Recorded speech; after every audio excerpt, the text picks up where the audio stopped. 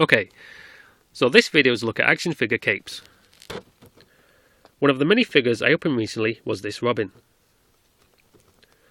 which has a very thin vinyl cape.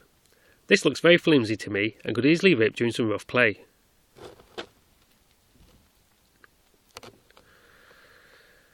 I'm not a fan of rubber capes, but at least they're a lot sturdier than the new vinyl ones.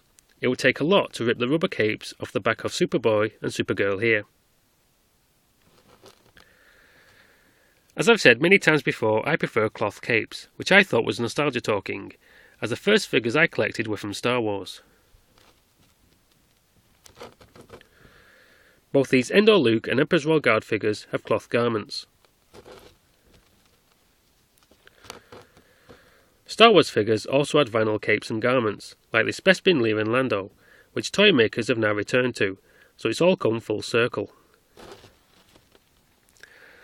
So it's not nostalgia which is making me prefer cloth capes, otherwise I'd be a fan of the vinyl ones, which I saw all the time as a kid when I played with my Star Wars figures.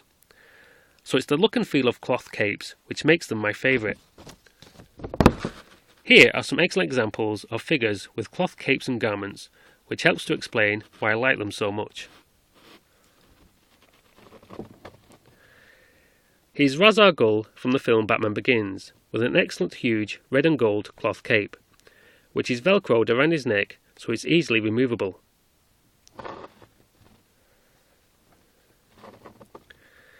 Here's Captain Marvel with a fantastic cloth cape. The amount of detail on it is unbelievable.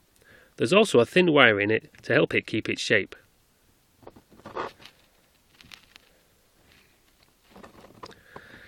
This is Spider-Man 2099, who has excellent cloth webbing on his back.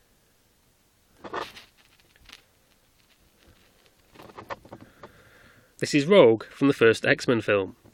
I like this because the green hooded coat reminds me of Jedi Luke from the original Star Wars figures line.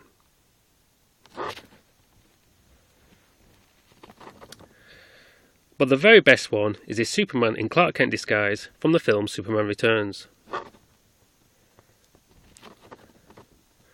Underneath there is a Superman figure which looks like this, but it's covered up with cloth pants and a shirt. It also has rubber shoes to hide his boots, and rubber hair and glasses to hide his Superman hairstyle.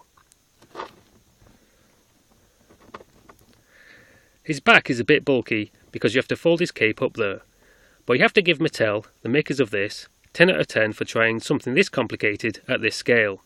This is one of my favourite figures at the moment.